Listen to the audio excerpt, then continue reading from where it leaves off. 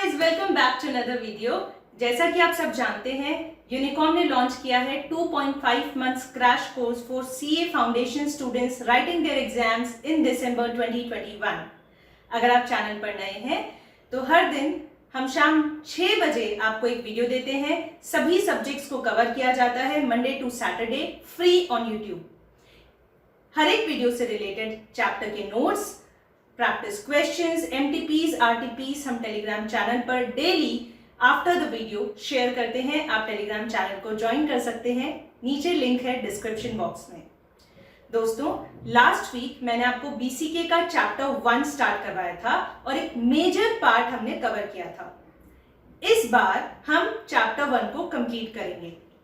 एक टॉपिक है forms of business organisations, very important from exam perspective.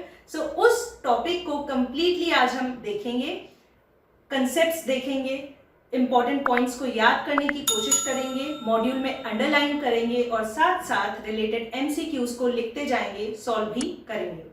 So guys, I hope पूरे जोश, उत्साह और डेडिकेशन के साथ आप सभी तैयार हैं आज की क्लास स्टार्ट करने के लिए।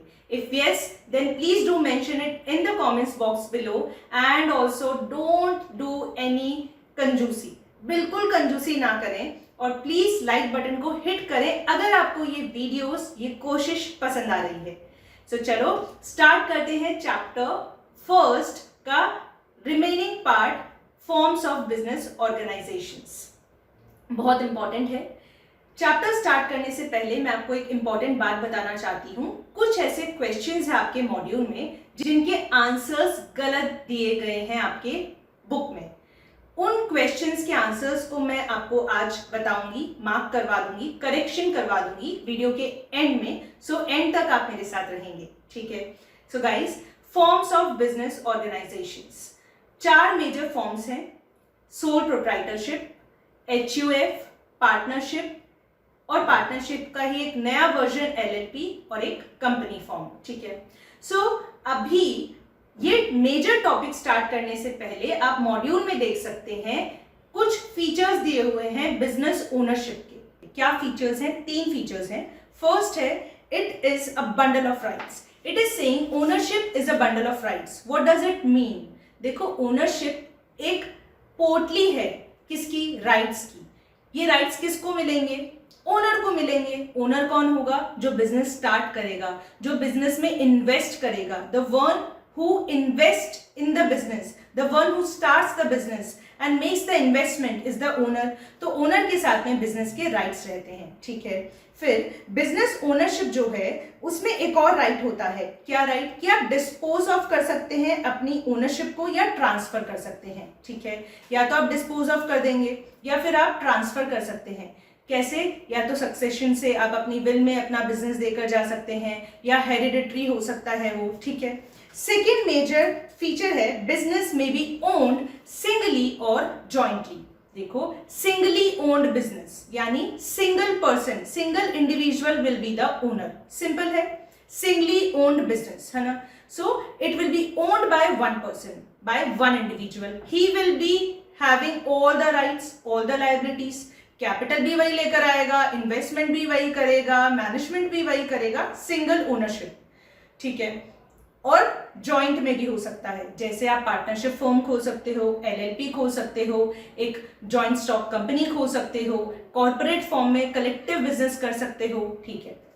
Alright, so now third important feature is business may be organized as a proprietary concern or a corporate concern. Proprietary concern का मतलब क्या है? Proprietorship मतलब आप बिजनेस ओनर हैं। एक सिंगल बंदा भी हो सकता है बिजनेस ओनर, या फिर a few people together can also come up to start a business. तो proprietorship क्या हो गया? Basically when a business is owned by one person or co-owned by few persons, we call it a proprietary concern. आप लिख सकते हैं अब चाहे तो, when a business is owned by a single person, one person or co-owned by a few persons, we call it a proprietary concern. यहाँ पर business firm का कोई नाम होगा, ठीक है, पर उसकी कोई लीगल एग्जिस्टेंस नहीं होती है, ठीक है। और बिजनेसमैन और बिजनेस दोनों की जो प्रोप्राइटर है जिसने बिजनेस स्टार्ट किया है और बिजनेस की, दोनों की सेपरेट लीगल एग्जिस्टेंस नहीं होती, no separate legal existence, right.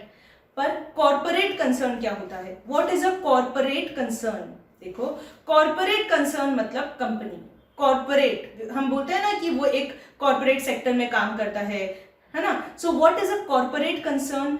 वहां पर काफी सारे लोग होंगे, पहली बात। दूसरी बात, सेपरेट लीगल एग्जिस्टेंस होती है। जो मेंबर्स होते हैं, जो वहां काम करते हैं, जो भी मेंबर्स होंगे वो अलग होंगे कानून की नजरों में, और वो कॉर्पोरेट कंसर्न, वो बिजनेस का जो फर्म का नाम है वो एक अलग होगा।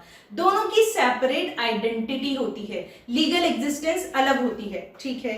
So it has a separate legal existence. और एक तीसरा इंपॉर्टेंट फीचर है इसका, limited liability of the share holders. देखो, प्रोप्राइटरी कंसर्न जो होता है ना, चाहे सिंगली ओन्ड हो या फिर आपने को ओनरशिप में किया हो, वहां पर आपकी पर्सनल लायबिलिटी होती है, अनलिमिटेड लायबिलिटी होती है बिजनेस के केस में। पर कॉर्पोरेट कंसर्न जो होता है वहां आपकी लिमिटेड लायबिलिटी होगी। Why? Because there is separation of ownership. आप अलग एंटिटी हो और आपका कॉर्पोरेट जो फर्म है वो एक अलग सेपरेट लीगल एंटिटी है कानून की नजरों में, तो लिमिटेड लायबिलिटी होती है वहां पर, ठीक है। I hope these 3 features are clear. क्या क्या 3 फीचर्स थे? Business ownership is a bundle of rights, business can be done singly or jointly, and business can be in the form of a corporate concern or a proprietary concern, ठीक है। अब एक एक करके 4 forms है business organisations के, उनको देखेंगे। फर्स्ट है सोल प्रोप्राइटरशिप। देखिए, सोल प्रोप्राइटरशिप, प्रोप्राइटरशिप का मतलब मैं ऑलरेडी आपको बता चुकी हूं। आप बिजनेस स्टार्ट कर सकते हैं, ठीक है, उसमें आपकी सेपरेट लीगल एग्जिस्टेंस नहीं होगी, ऑलराइट। सारे ओनरशिप राइट्स उस बंदे के पास होंगे जो बिजनेस स्टार्ट करेगा, जो बिजनेस का ओनर होगा। सोल का मतलब है सिंगल वन, इंडिविजुअल, ठीक है, एक अकेला पर्सन। सो सोल प्रोप्राइटरशिप का मतलब हो गया a business which is owned by one single person. So it is owned by a single person, then it is the easiest and the earliest form of business, ठीक है। आप अपने module में इन points को अंडरलाइन करते जाएंगे, ये important points हैं, क्वेश्चन यहां से आ सकता है। Third point is he is the sole entrepreneur. वो सोल एंटरप्रेन्योर है। सोल एक ऐसा इंडिविजुअल है जो सारे काम करेगा, कैपिटल लेकर आएगा अपने पर्सनल एसेट से, कोई भी चीजों से, है ना। कैपिटल क्या होता है? Money invested in the business. It can be the form of cash or in kind. So what is capital? It is what investment done by the owner in the business. It can be in kind or in cash, ठीक है।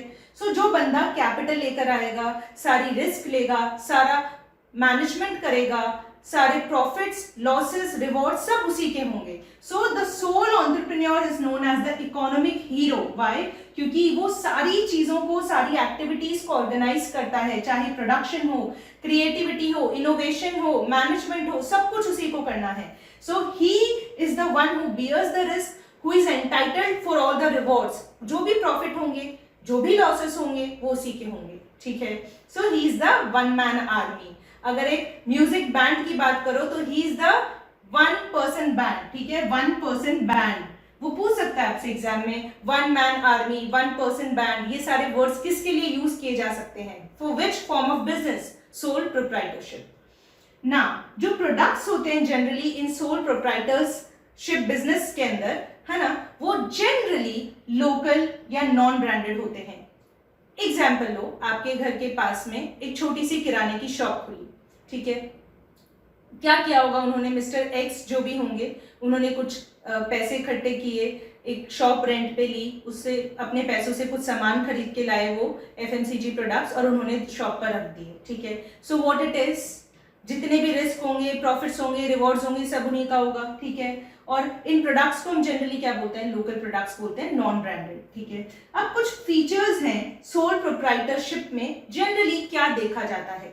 Working conditions इतनी ज्यादा अच्छी नहीं होती, poor working conditions होती है, और कोई भी सोशल और इकोनॉमिक जो भी कंसर्न्स होते हैं उनको डील करने के लिए कोई लॉ नहीं होता, ठीक है। There are no effective systems involved, there are no effective systems to deal with various social and economic concerns, ठीक है।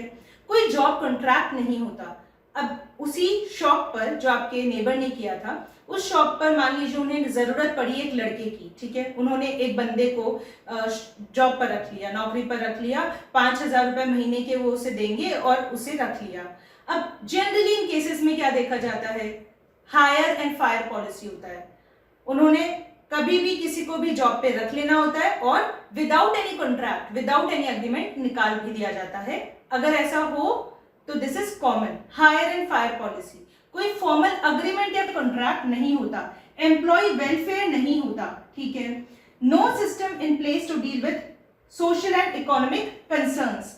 ओनर का फेथ एंटरप्राइज के फेथ से बहुत क्लोजली लिंक्ड होता है। मान लीजिए ये मिस्टर एक्स जो है ये बीमार हो गए, 10 दिन तक ये बेड से ही नहीं उठ पा रहे, क्या इनकी शॉप चल पाएगी अच्छे से? नहीं। तो सोल प्रोप्राइटरशिप की एक मेजर लिमिटेशन है, ये कमी है कि ओनर जो है उनकी हेल्थ, उनकी वेल बीइंग से बहुत ज्यादा इंटर रिलेटेड और कनेक्टेड है बिजनेस का रन होना, ठीक है। Now personal contacts with the customers and the employees and the stake holders. अब देखो, जो भी कस्टमर्स आप मान लीजिए या कोई और इस शॉप पर जाता है सामान लेने, तो वो जो सोल प्रोप्राइटर है वो पर्सनली इंटरैक्ट करते हैं, उनकी एक पर्सनल रिपोर्ट जो होती है वो इन्फ्लुएंस करती है कस्टमर को, ठीक है, ऐसा देखा जाता है। So there is a personal contact between the customer and the sole proprietor. Secrecy can be maintained. यहाँ पर क्या है, सारे डिसीजंस आपको लेने हैं, किसी को कुछ रिपोर्ट करने की जरूरत नहीं, कुछ बताने की जरूरत नहीं, तो सीक्रेसी मेंटेन हो सकती है। This is a positive point, ठीक है। तो अब जब हमने सोल प्रोप्राइटरशिप के सारे फीचर्स मोटा मोटी जान लिए, तब हम ये भी पता कर सकते हैं कि क्या मेरिट्स हैं इसके और क्या डीमेरिट्स या लिमिटेशंस हैं। देखो, सीक्रेसी मेंटेन हो सकती है, ठीक है, फुल फ्लेक्सिबिलिटी होती है बिकॉज आप खुद के बॉस हो, ठीक है। सो ये तो हो गए आपके पॉजिटिव पॉइंट्स, वहां मैंने बोर्ड पर लिखे हैं, आप देख सकते हैं। पॉजिटिव्स में है you are your own boss, आप अपने खुद के बॉस हैं, सीक्रेसी मेंटेन हो सकती है, डायरेक्ट कनेक्शन आपका एक एस्टैब्लिश होता है कस्टमर्स के साथ में और बाकियों के साथ, तो वो भी एक अच्छी चीज होती है। और ये हो गए आपके पॉजिटिव्स। और लिमिटेशंस की बात करो तो सबसे मेजर लिमिटेशन है अनलिमिटेड लायबिलिटी। अगर आपके बिजनेस में कोई नुकसान लग जाता है तो आप पर्सनली लायबल हो, आप ही का बिजनेस है, तो आपके पर्सनल एसेट्स, आपकी वेल्थ, उसको भी इंक्लूड करके आपको जो भी लॉसेस होंगे उनको राइट ऑफ करना होगा, उनको चुकाना पड़ेगा, आपकी लायबिलिटी को आपको खत्म करना होगा। पर्सनल लायबिलिटी यहाँ होती है, ठीक है। फिर देखो, ही is the only provider of capital, ठीक है, आप ही हो सोल प्रोप्राइटर, आप अकेले हो, वन मैन आर्मी, तो आप ही को बिजनेस के लिए पैसा लाना होगा, कैपिटल लाना होगा, चाहे कहीं से भी लाएं, कैसे भी लाएं। सारा रिस्क आपका होता है, ठीक है। सारी जो मैनेजरियल कैपेबिलिटीज होती है, स्किल्स होती है, वो आप ही की होनी चाहिए। अगर आप बीमार तो बिजनेस बीमार, अगर आप सही तो बिजनेस सही, तो ये भी एक ड्रॉबैक है, ठीक है। तो देखिए, सोल प्रोप्राइटरशिप के सारे फीचर्स हमने देख लिए। अब आपके मॉड्यूल में आप इन चीज़ों को मार्क करेंगे। ये टेबल आप देख सकते हैं, फीचर्स और मेरिट है या लिमिटेशन है ये बता रहा है सोल प्रोप्राइटरशिप का, ठीक है। तो मैं फर्स्ट फीचर मैं आपको ऑलरेडी बता चुकी हूँ, सोल प्रोप्राइटर खुद का बॉस होता है, so of course this is a positive point, right. और राइट, सेकेंड देखिए, he is the sole provider of capital, of course this is a limitation. अगर कुछ भी मैनेज करना है, कैपिटल लाना है, जितनी भी रिस्क है, सब कुछ इसी की है, ही is the one man army, तो ये एक लिमिटेशन है। Next, visibility of the owner and the personalised services. मैंने आपको कहा जो सोल प्रोप्राइटर होता है वो और जो भी कस्टमर्स होते हैं उनके बीच में एक डायरेक्ट कनेक्शन होता है, तो जो भी पर्सनल रिपोर्ट होती है सोल प्रोप्राइटर की, जो भी गुडविल होती है, उसका ये फ़ायदा उठा सकते हैं, it is a merit. Next is sole bearer of risk, of course this is a limitation, ठीक है। आगे देखें, unlimited liability, as I have already told you, सबसे बड़ी लिमिटेशन अगर सोल प्रोप्राइटरशिप कंसर्न की होती है कोई, तो वो होती है अनलिमिटेड लायबिलिटी। मतलब कि अगर ऐसी सिचुएशन आ जाए कि आपका बिजनेस इंसॉल्वेंट हो गया है, आप इंसॉल्वेंट हो गए हैं, मतलब आपकी लायबिलिटीज एसेट से ज़्यादा हैं, तो ओनर के जो पर्सनल एसेट्स होंगे, पर्सनल वेल्थ होंगी, उनको भी इन्वोक किया जाएगा उस लॉस की भरपाई करने के लिए। Personal assets and wealth of the owner of the sole proprietor will be invoked to make up the deficit, alright. देखिए आगे, fate as a going concern. Going concern क्या होता है? गोइंग कंसर्न एक अजम्पशन है, अकाउंट्स में आपने पढ़ा होगा। It is a assumption which states that a company that is financially stable enough to meet its future obligations and it will continue in the near future। foreseeable future में ये business चलता रहेगा, ये going concern assumption होता है, ठीक है। सो यहाँ पर ये एक लिमिटेशन है, मैंने आपको ऑलरेडी बताया, सोल प्रोप्राइटर की लाइफ से बहुत ज़्यादा क्लोजली कनेक्टेड रिलेटेड होता है उनका बिजनेस, क्योंकि उनकी हेल्थ खराब तो बिजनेस पर नहीं जा पाएंगे, तो इम्पैक्ट आएगा। अगर सोल प्रोप्राइटर की डेथ हो जाती है तो अब बिजनेस को कौन संभालेगा? So of course it is a limitation that after upon his death the willingness and ability of the heirs or the successors in the family, उन पर डिपेंड करेगा डेथ के बाद कि भाई उनकी कितनी एबिलिटी है, कितनी क्षमता है कि बिजनेस कैसा चलेगा। So it is a limitation. Last point is succession of ownership. Succession of ownership का मतलब आपके पास जो ओनरशिप है, जो बंडल ऑफ राइट्स है बिजनेस के, उनका क्या होगा, है ना। सक्सेशन, कौन सक्सीड करेगा? तो या तो आप विल बनाकर जाएं, आपने विल बना दिया मान लीजिए, तो विल में आपने जैसा लिखा होगा वैसा हो जाएगा। और या फिर अगर आपने विल नहीं बनाई, उससे पहले ही आपकी डेथ हो जाती है, then the law of inheritance will be applicable. In case of Hindus, Parsis, Buddhist, Jains और सिख्स, इन सबके केस में हिंदू सक्सेशन एक्ट 1956 चलता है, लगता है, अगर किसी की डेथ हो जाती है बिना विल बनाए, ठीक है। जो बंदा विल बनवाता है, जिसकी प्रॉपर्टी होती है, उसको कहते हैं द टेस्टेटर, ठीक है। और वो सारे अपने जो मैनेजमेंट के राइट्स होते हैं वो किसी एक बंदे को देके जाता है कि भाई तुम मैनेज करना, you manage everything until the estate is finally distributed. Estate मतलब द एंटायर प्रॉपर्टी, है ना। एस्टेट का मतलब है प्रॉपर्टी। सो पूरी प्रॉपर्टी जब तक अच्छी तरीके से, जिस तरीके से मैं चाहता हूँ, डिस्ट्रीब्यूट ना हो जाए, तब तक तुम मैनेज करना, उस पर्सन को हम कहते हैं एग्जीक्यूटर, ठीक है। I hope sole proprietorship is clear. सारी रिस्क, रिवॉर्ड, कैपिटल लाने की जिम्मेदारी, मैनेजमेंट की जिम्मेदारी सोल प्रोप्राइटर की होगी। जो प्रॉफिट होंगे, जो नुकसान होंगे, सब उसके होंगे। अनलिमिटेड लाइबिलिटी होगी, सेपरेट लीगल एग्जिस्टेंस नहीं होती है, ठीक है। Next important form of business is HUF, Hindu undivided family. अब देखो HUF में क्या होता है। सबसे पहले देखिए HUF से रिलेटेड कौन कौन से क्वेश्चंस है आपके मॉड्यूल में पीछे जो आपको सॉल्व करने हैं। क्वेश्चन नंबर 8, 20 और 22, ठीक है। क्या होता है HUF? See, it is what? It is an entity which is formed automatically by the members of the common ancestry including wives and daughters। पहला इंपॉर्टेंट पॉइंट, एक ऐसी एंटिटी ये होती है जो ऑटोमेटिकली अपने आप बन जाती है अगर आप फैमिली मेंबर्स हो तो, ठीक है। सो क्या नॉन फैमिली मेंबर्स HUF को बना सकते हैं? नहीं। तो ये आपके मॉड्यूल में एक पीछे क्वेश्चन है, याद रखें। नॉन फैमिली मेंबर्स हो, अगर आप फैमिली मेंबर्स नहीं हो, बस यूं ही आप साथ रहते हो, HUF नहीं बनता। और क्या HUF ऑटोमेटिकली बन जाता है? जी हाँ। क्या वाइफ्स और डॉटर्स HUF में इंक्लूडेड होते हैं? जी हाँ, yes. HUF cannot be formed by a group of people who do not constitute a family, remember this, ठीक है। फिर देखो, जो HUF होता है, जॉइंट फैमिली बिजनेस होता है इंडिया में, वो कौन से एक्ट के अंदर आता है? हिंदू सक्सेशन एक्ट ऑफ 1956, इससे गवर्न होता है। तो this is the third major point. Alright, now next, the income tax act considers HUF as a separate legal entity, ठीक है। तो इनकम टैक्स एक्ट जो है HUF को एक सेपरेट लीगल एंटिटी मानता है। फैमिली मेंबर्स को अलग माना जाता है, HUF को अलग माना जाता है, ठीक है। एक और मेजर पॉइंट, पांचवा पॉइंट, HUF कभी भी सैलरी इनकम अर्न नहीं कर सकता। It can not earn income from salary. Income from business and profession, other sources, house property, ये सब हो सकता है, पर सैलरी इनकम HUF कभी भी नहीं अर्न कर सकता, ठीक है। सो ये चीज़ें हो गई, ये 5 इंपॉर्टेंट पॉइंट्स थे यहाँ पर। अब देखो, एक और चीज़ आपको याद रखनी है, किसी भी HUF में 3 सक्सेसिव जनरेशन्स को लेते हैं। एक अनडिवाइडेड फैमिली के 3 कंटिन्यूस जनरेशन्स को लिया जाता है, तभी उसे हम HUF बोलते हैं। फॉर एग्जाम्पल, आपके दादाजी, ठीक है, एक जनरेशन, फिर उनके बेटे हुए, आपके पापा और आपके चाचा, ठीक है, फिर उनके बच्चे हुए ABC, ठीक है। सो ये 3 जनरेशन्स हो गई, इससे हम एक HUF मानेंगे, ठीक है। नाउ ये मैंने आपको टोटल 6 पॉइंट्स अभी तक बताए हैं। अब 7th पॉइंट देखो। 7th पॉइंट, HUF में क्या है इसका full form? Hindu undivided family. Hindu में क्या क्या आता है? HUF में हिंदू तो कंस्पिकुअस है, मतलब बिल्कुल अच्छे से दिख रहा है, पर और क्या आएगा? और क्या आता है? बुद्धिस्ट, जैन और सिख फैमिलीज भी HUF के अंडर आती है। सवाल आता है यहाँ पर एक, क्या मुस्लिम फैमिलीज या मुस्लिम्स पर ये एक्ट अप्लाई करता है?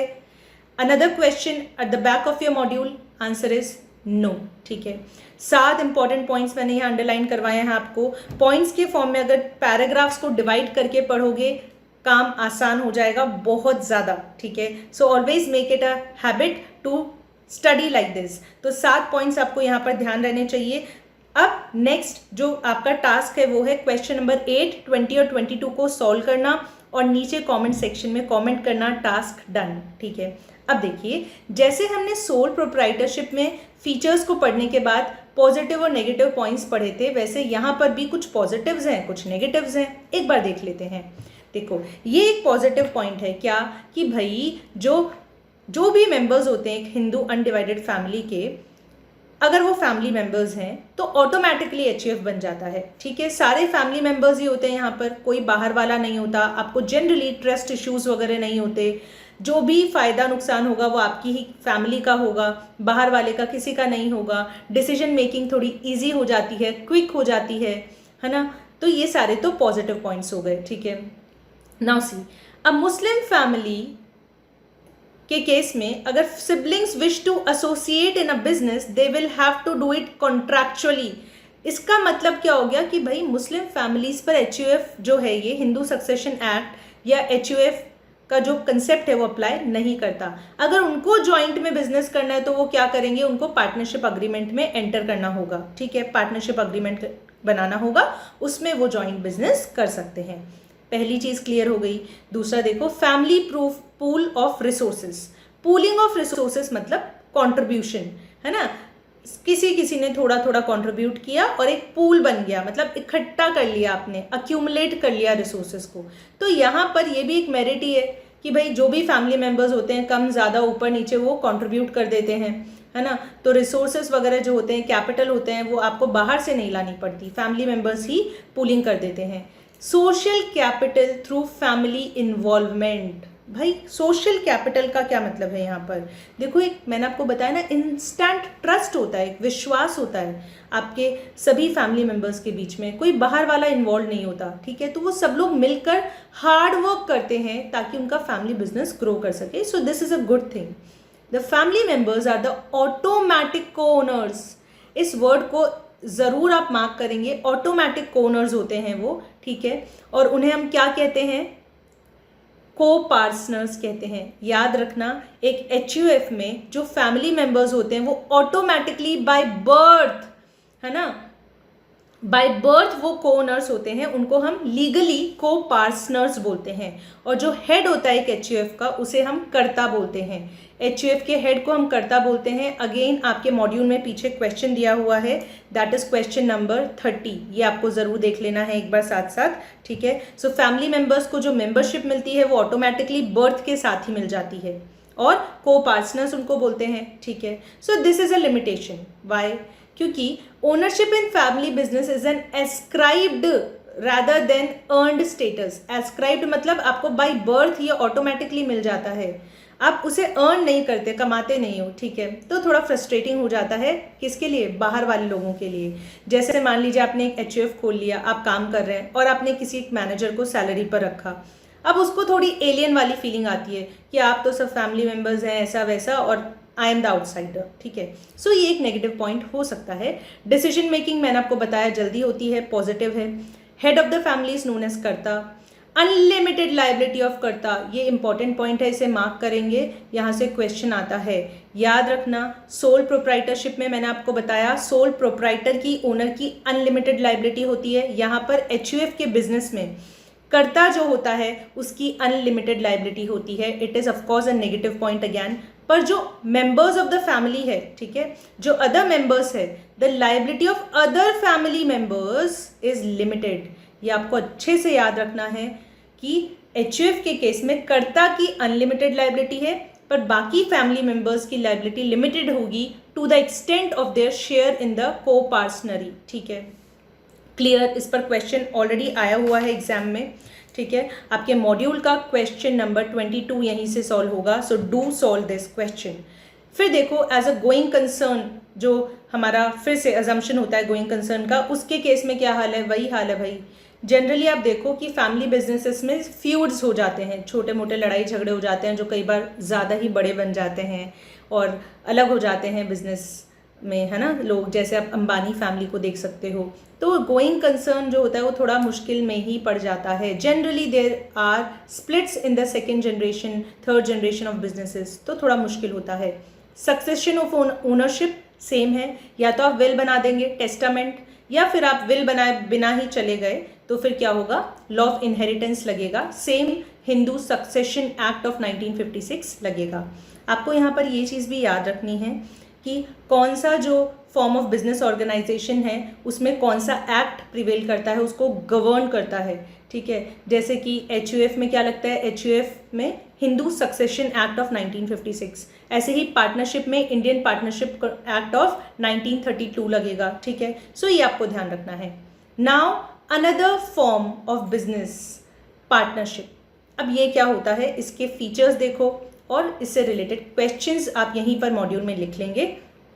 पार्टनरशिप से रिलेटेड क्वेश्चंस है question number 17th, 18th, 19th, 25th and 27th। ठीक है, again I am telling you बहुत इजी है, इंटरेस्टिंग है, ध्यान से आपको देखना है। ठीक है, पार्टनरशिप का मतलब क्या होता है? देखो, partnership means a agreement of को ओनरशिप ऑफ अ बिजनेस। ठीक है, आप अंडरलाइन करेंगे, it implies contractual co ownership. Contractual मतलब एक कॉन्ट्रैक्ट बनेगा, अग्रीमेंट बनेगा which will be enforceable by law. ठीक है, उस जो डीड बनती है, जो डॉक्यूमेंट बनता है, उसको हम क्या कहते हैं? पार्टनरशिप डीड कहते हैं। ठीक है, चलो, तो it is the contractual co ownership of a business. अब यहाँ पर बिजनेस से क्या मतलब है? बिजनेस से आपका मतलब है कोई भी ट्रेड हो सकता है। ठीक है, कोई भी ऑक्यूपेशन हो सकता है या कोई भी प्रोफेशन हो सकता है।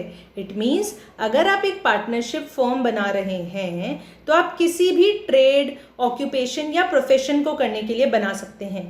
CA, कुछ 4-5 CA लोग मिलके एक पार्टनरशिप फर्म बना सकते हैं जिसमें आप प्रोफेशनली CA की सर्विसेज देंगे, या आप कोई बिजनेस कर सकते हैं, कोई ट्रेड कर सकते हैं। It can be for any purpose. ठीक है, so again this is a question in your module. ठीक है, अब देखो, it is a relationship between 2 or more persons who agree to share the profits as well as losses of a business. Profit भी आप share करोगे और of course loss होंगे तो वो भी आप शेयर करोगे किसी भी बिजनेस के। बिजनेस में क्या हो सकता है? I am repeating, trade, occupation, profession, कुछ भी हो सकता है। The business may be carried on by all or some of the partners called active partners. ठीक है, तो हो सकता है 5 टोटल पार्टनर्स है एक पार्टनरशिप फर्म में, उनमें से केवल 4 ही है जो actively day to day working देख रहे हैं, एक्टिवली पार्टिसिपेट कर रहे हैं बिजनेस में। बाकी एक हो सकता है केवल पैसिव पार्टनर है, उसने बस इन्वेस्टमेंट कर दिया या फिर वो डे टू डे वर्किंग में पार्टिसिपेट नहीं कर रहा, ऐसा भी हो सकता है। Now the contract is what? An agreement enforceable by law. ये तो आप जानते हैं, बिजनेस लॉज आप सब पढ़ते हैं। यस, सो बिजनेस लॉज में आपने पढ़ा होगा एन अग्रीमेंट और a contract which is enforceable by law is known as what? Contract, है ना। कोई भी अग्रीमेंट अगर लॉ उससे हम उसे एनफोर्स करवा सकते हैं तो वो कॉन्ट्रैक्ट होता है। तो पार्टनरशिप में जो कॉन्ट्रैक्ट बनता है, जो डॉक्यूमेंट बनता है, जो डीड बनती है, उसे हम कहते हैं पार्टनरशिप डीड। ऑलराइट, ये वर्बल भी हो सकती है और रिटन भी हो सकती है। ठीक है, तो ये क्या बताती है? It tells you about what? It tells you about an association of persons, है ना, कि एक एसोसिएशन ऑफ पर्सन्स हमने बनाया, एक ग्रुप बनाया हमने जो लोगों का जो साथ में बिजनेस करेंगे, ट्रेड करेंगे, कोई प्रोफेशन में इन्वॉल्व होंगे और प्रॉफिट्स और लॉसेस को शेयर करेंगे, जो भी उनका डिजायर्ड रेशियो होगा उसमें। ठीक है, सो मैक्सिमम और मिनिमम कितने लोग हो सकते हैं? तो मान लीजिए कोई बैंकिंग बिजनेस है तो मैक्सिमम 10 लोग हो सकते हैं, और अगर नॉन बैंकिंग बिजनेस है, अदर कोई भी अदर बिजनेस है नॉन बैंकिंग, तो मैक्सिमम 20 लोगों का एक AOP बन सकता है, एक पार्टनरशिप अग्रीमेंट बन सकता है। ठीक है, so it is what? A contractual co ownership of business. This I have already told you. Now see, जो ओनरशिप होती है बिजनेस की, है ना, वो किसके पास होगी? पार्टनर्स के पास। तो इन पार्टनर्स को आप क्या बोलते हो? इंडिविजुअली अगर बात करोगे तो इन पार्टनर्स को आप क्या बोलते हो और कलेक्टिवली आप क्या बोलते हो? देखिए, individually the owners of a partnership business, the owners of a partnership business are known as partners, ठीक है, इनको आप क्या कहते हैं? पार्टनर्स। और कलेक्टिवली इसे आप कहते हैं एक फर्म, ठीक है, पार्टनरशिप फर्म बोलते हैं ना। सो कलेक्टिवली फर्म और इंडिविजुअली पार्टनर्स, ठीक है। नाउ कौन सा एक्ट है जो इसे गवर्न करता है? The Indian partnership act of 1932, ये आप याद रखेंगे, it's very important. Again the liability of partners is unlimited. भाई सोल प्रोप्राइटरशिप में अनलिमिटेड, एचयूएफ में कर्ता की अनलिमिटेड, पार्टनरशिप फर्म में पार्टनर्स की लायबिलिटी अनलिमिटेड, ठीक है, ऑलराइट। यानी कि उनकी पर्सनल वेल्थ को भी आप यूज कर सकते हैं to dispose of, to settle the liabilities and the losses. अब देखो, कुछ अच्छी पॉइंट्स हैं इनमें से, कुछ मेरिट्स हैं और कुछ डीमेरिट्स हैं। अब ये क्या क्या है देखिए। अग्रीमेंट, ऑफ कोर्स एक लीगल फॉर्मल अग्रीमेंट बनता है विच इज एनफोर्सेबल बाय लॉ, तो ये अच्छा रहता है, ठीक है। Second, there are 2 or more persons, यहाँ पर किसी एक बंदे पर पूरी रिस्पॉन्सिबिलिटी नहीं होती, तो ये एक अच्छी बात है, ठीक है, this is a positive point. आप कैपिटल कॉन्ट्रीब्यूशन में भी पूलिंग कर सकते हो, आप मैनेजरियल स्किल्स होती है और बाकी एबिलिटीज़ होती है, उनमें भी सभी का सहयोग होता है, सब लोग मिलजुल कर काम करते हैं, सबकी एक्सपर्टीज होती है, अलग अलग फील्ड्स में उसको यूज़ किया जा सकता है, so it is a good thing, right. So increased capital हो सकता है और जो भी मैनेजरियल या फिर बाकी टैलेंट है वो भी ढेर सारा होता है, किसी एक पर्सन की रिस्पॉन्सिबिलिटी नहीं होती, उस पर सारा बर्डन नहीं आता, ठीक है। So this is also a positive point. But see, यहाँ पर लिखा है बैंकिंग फर्म के केस में मैक्सिमम 10 लोग हो सकते हैं और अदर फर्म्स के केस में मैक्सिमम 20 लोग हो सकते हैं। ये कैप है, ये एग्जाम में डायरेक्टली एक फैक्चुअल क्वेश्चन आपसे पूछ सकते हैं वो, तो ये आप थोड़ा सा ध्यान रखेंगे, ठीक है। नेक्स्ट देखो, प्रॉफिट शेयरिंग होती है इनके बीच में, जो भी प्रॉफिट्स या लॉसेस होंगे वो शेयर होंगे, तो अगेन सेम पॉइंट, एक इंसान पर पूरा बोझ नहीं पड़ता, सो this is also a good point, ठीक है। याद रखें, certain partners may be admitted only for profits in the firm, for example minor partners. ये लाइन वो एग्जाम में आपसे दे सकता है, ट्रू और फॉल्स के लिए, ऑड वन आउट में पूछ सकता है, सो याद रखें कई केसेस ऐसे भी होते हैं जहां पर केवल पार्टनर को लिया जाता है प्रॉफिट्स के लिए। फिर बिजनेस ऑब्जेक्ट क्वाइट वाइड, देखो पार्टनरशिप फर्म में, बिजनेस में मैं आपको पहले भी बता चुकी, कोई ट्रेड, ऑक्यूपेशन या प्रोफेशन, किसी भी चीज़ के लिए बिजनेस किया जा सकता है, ठीक है। सो ये आप थोड़ा सा याद रखेंगे। तो इससे रिलेटेड एक ऑलरेडी आपके मॉड्यूल में क्वेश्चन भी है and that is question number 18, ठीक है। It can be any trade, occupation or profession, alright. फिर देखो, next point is mutual agency. इसका मतलब क्या है आप लिख सकते हैं, each partner is a principal for the outside world.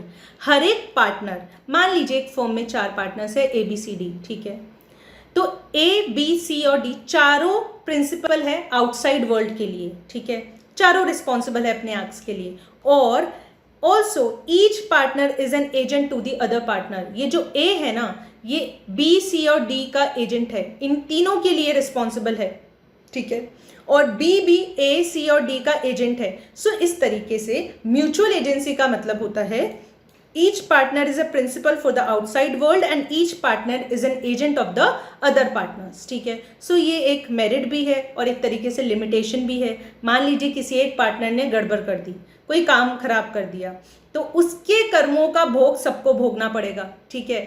Everyone, all the partners, all the other partners in the firm will be liable for his acts, ठीक है। मान लो D ने गड़बड़ कर दी तो बाकी ABC को भी कंसिक्वेंसेस को बेयर करना पड़ेगा। अनलिमिटेड लाइबिलिटी, याद रखना अनलिमिटेड लाइबिलिटी होती है भाई, ये तो बहुत बड़ी लिमिटेशन है, ठीक है, this is a very big negative point. तो आपके पर्सनल एसेट्स, पर्सनल वेल्थ को भी यूज कर लेंगे म्यूचुअल एजेंसी की वजह से। Liability of all the partners is both joint and several. Individually भी आप लायबल हो और जॉइंटली, कलेक्टिवली आप लायबल हो, तो ये भी आपको याद रखना है, ठीक है।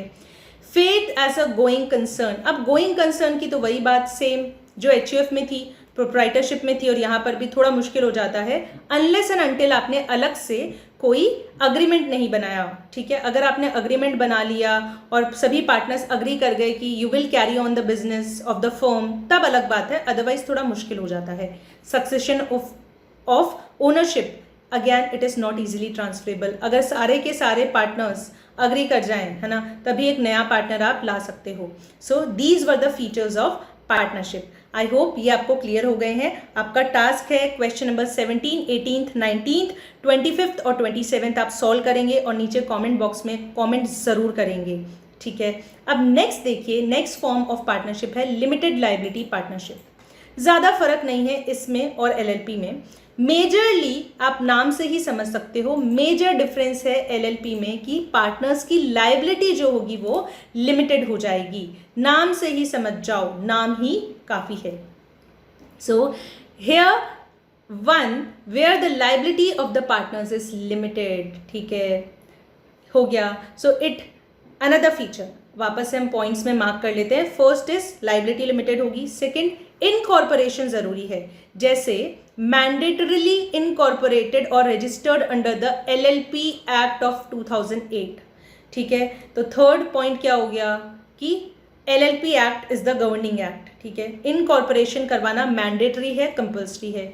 Fourth major point, MCA ministry of corporate affairs is the main body, apex body, जो इस सारे बिजनेस को, एलएलपी के बिजनेस को, कंपनी फॉर्म ऑफ बिजनेस को इंडिया में रेगुलेट करती है।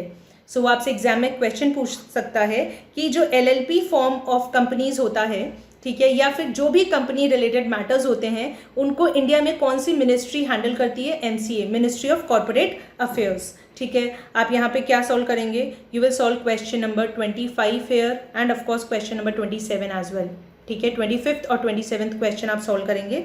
ऑलराइट, सो लायबिलिटी लिमिटेड होगी, इनकॉर्पोरेशन जरूरी है, एलएलपी एक्ट 2008 के अंदर सब कुछ होता है, MCA is the governing authority in India, ठीक है। मूविंग ऑन, आगे चलते हैं इसी जोश और उत्साह के साथ। इसे ज़रूर मेंटेन करके रखें, वीडियो को एंड तक देखें। आज अच्छे से इस चैप्टर को हम कंप्लीट कर लेंगे, ठीक है।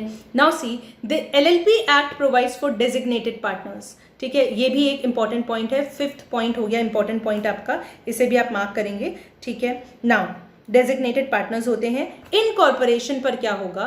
दस an LLP has well designated partners. Incorporation पे एलएलपी जो है वो एक सेपरेट लीगल एंटिटी बन जाती है। तो क्या पार्टनरशिप में ऐसा होता था, सेपरेट लीगल एंटिटी बनती थी क्या पार्टनर्स की और फर्म की?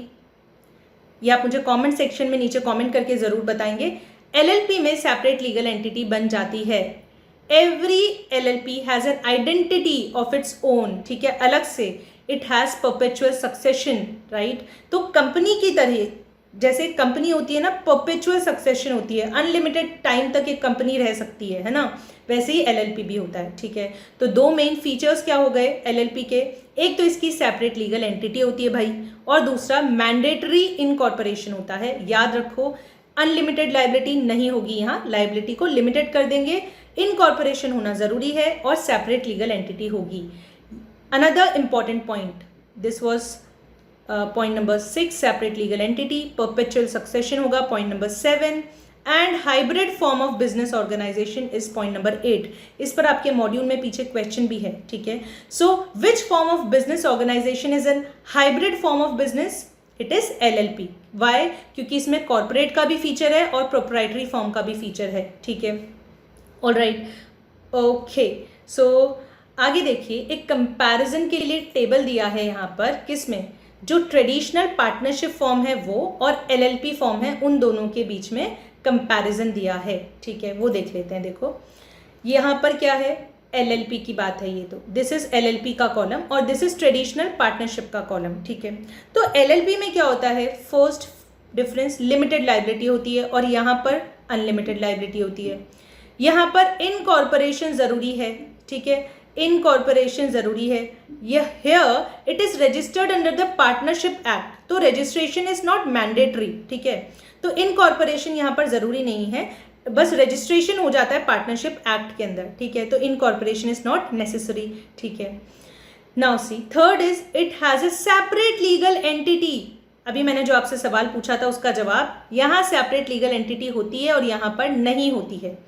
फिर देखो, मिनिमम कितने लोग होने चाहिए एलएलपी में? 2, और मैक्सिमम कितने भी हो सकते हैं? इनफाइनाइट, ठीक है। No limit on maximum number of partners. पर यहाँ पर हम जानते हैं कि मिनिमम 2, किसी भी पार्टनरशिप फॉर्म में मिनिमम 2 होंगे और बैंकिंग फर्म है तो मैक्सिमम 10 और नॉन बैंकिंग है तो मैक्सिमम 20, ठीक है। तो मिनिमम तो दोनों में ही 2 है, पर मैक्सिमम में एलएलपी में कोई लिमिट नहीं रखी गई।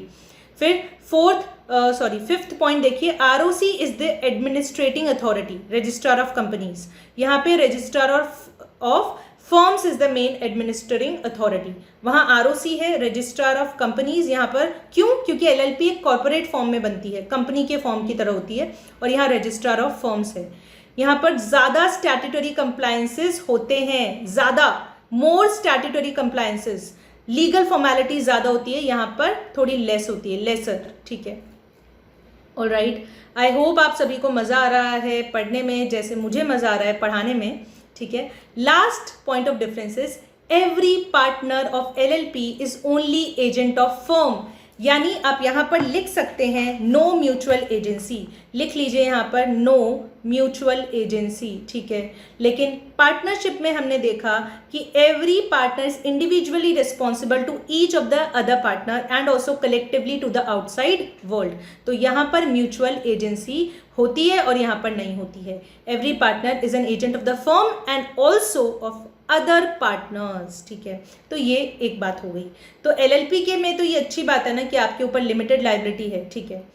Now last form of business is company form, corporate form, ठीक है। अब इसमें क्या है देखो, इससे रिलेटेड क्वेश्चंस आप सबसे पहले यहां पर मार्क करेंगे। क्वेश्चन नंबर 11, 16 एंड 29, ठीक है। 11th, 16th and 29th questions, ठीक है। Company form of business organization क्या होता है? It is the flag bearer of corporate businesses, first point mark करेंगे। फिर it is a body corporate, body corporate अभी मैंने आपको बताया था, कॉर्पोरेट का मतलब सेपरेट लीगल एंटिटी होगी और परपेचुअल एग्जिस्टेंस होगी, ठीक है। It is having an existence independent of all its members, yes, separate legal entity. It exists in the eyes of the law. It has a distinct name, address and identification number, ठीक है। अब देखो ये important है, ध्यान से समझना। वो आपसे एग्जाम में क्वेश्चन पूछेगा कि क्या इंडिया में कंपनीज एक्ट अलाउ करता है आपको एक single person company, one person company OPC के फॉर्मेशन के लिए? तो जवाब है यस, ओपीसी के लिए अलाउड है। क्वेश्चन नंबर 16 आपका यहीं से सॉल्व होगा। ओपीसी होता क्या देखो, it is a one person company, a company which is owned, which is started by only one person, a company which has a single shareholder as its member, a company in which business was started by just one person, there is only one owner, one founder or one promoter, ठीक है।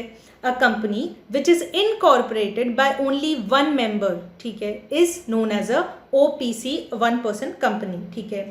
तो इसमें क्या होता है, maximum 15 directors होते हैं, maximum 15 directors होते हैं। ये इन्फॉर्मेशन, एक्स्ट्रा इन्फॉर्मेशन मैंने आपको दी। सो आप डेफिनेशन लिखना चाहें तो लिख सकते हैं, a company which is incorporated by only one member who is the sole founder, owner और द प्रमोटर, ठीक है।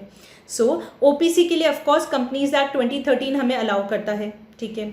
अब यहाँ पर क्या होगा, याद रखना, it is like a private company, ठीक है। So OPC is likely to be its corporate form. क्या बोल रहा है, ओपीसी जो होता है it is like a private company, जो भी राइट्स प्राइवेट कंपनी के मेंबर्स को होते हैं वो ओपीसी के मेंबर को भी मिलते हैं, ठीक है।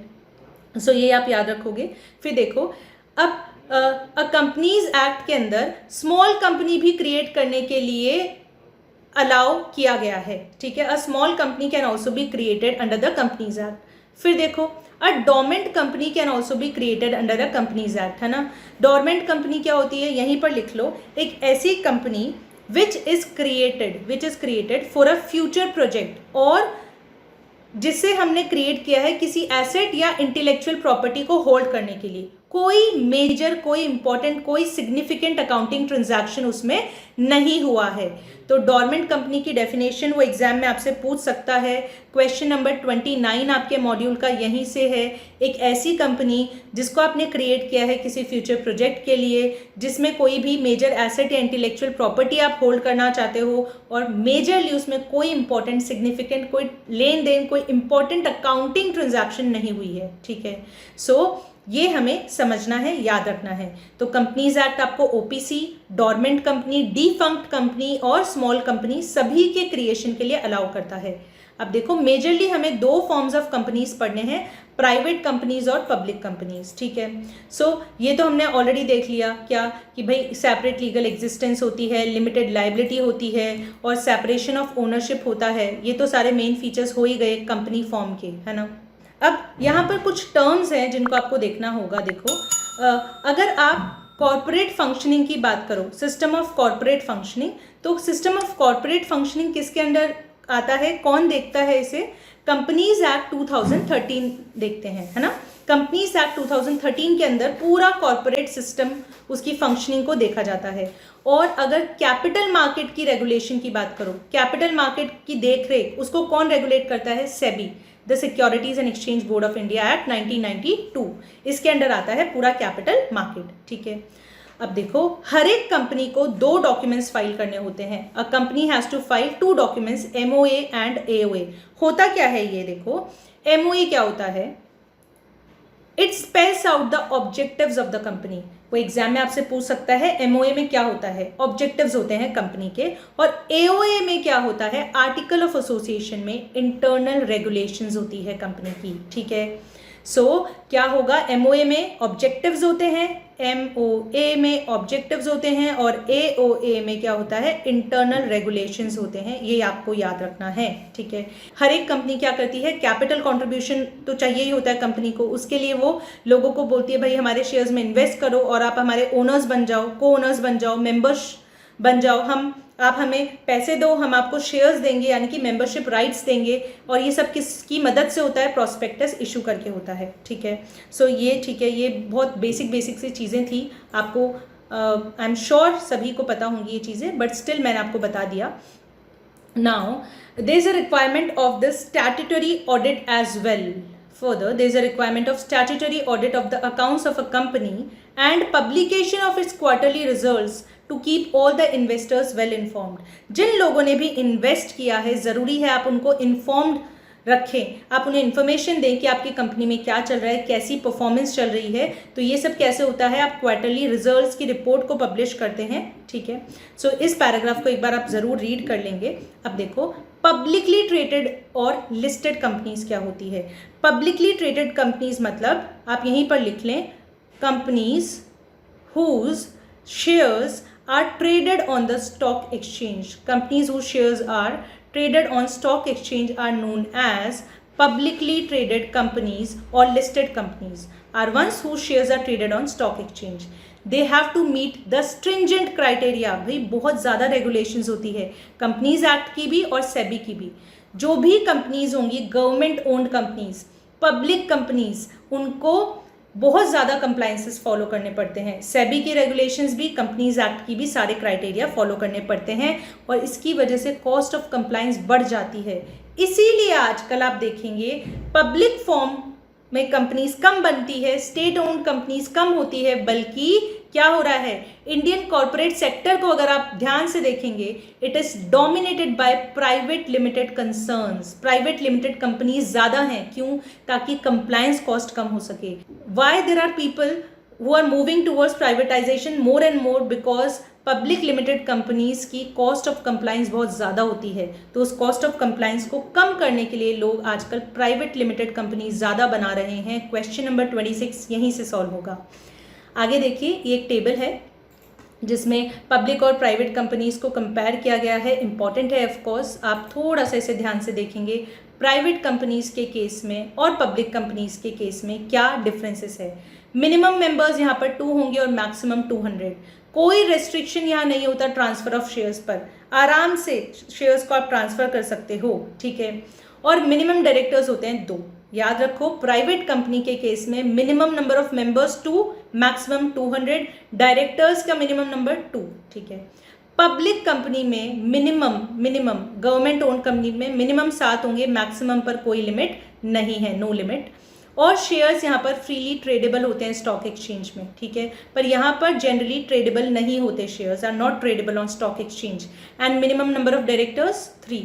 आप ऐसे याद रख सकते हो, प्राइवेट कंसर्न जो होता है, प्राइवेट कंपनी, उसमें कम लोग होते हैं, है ना, मिनिमम 2 होगा, और पब्लिक में ज़्यादा होते हैं, मिनिमम 7 है, और मैक्सिमम वहाँ पर 200 है, यहाँ पर कोई लिमिट नहीं है। नंबर ऑफ डायरेक्टर्स मिनिमम 2 हैं और पब्लिक में 3 है, ठीक है। नाउ प्राइवेट कंपनीज जो होती हैं उनको लीगल कंप्लायंसेस भी कम होता है, आप लिख सकते हो लेसर लीगल कंप्लायंसेस, ठीक है, as compare to public companies. Of course public companies को बहुत ज़्यादा कायदे कानून फॉलो करने पड़ते हैं।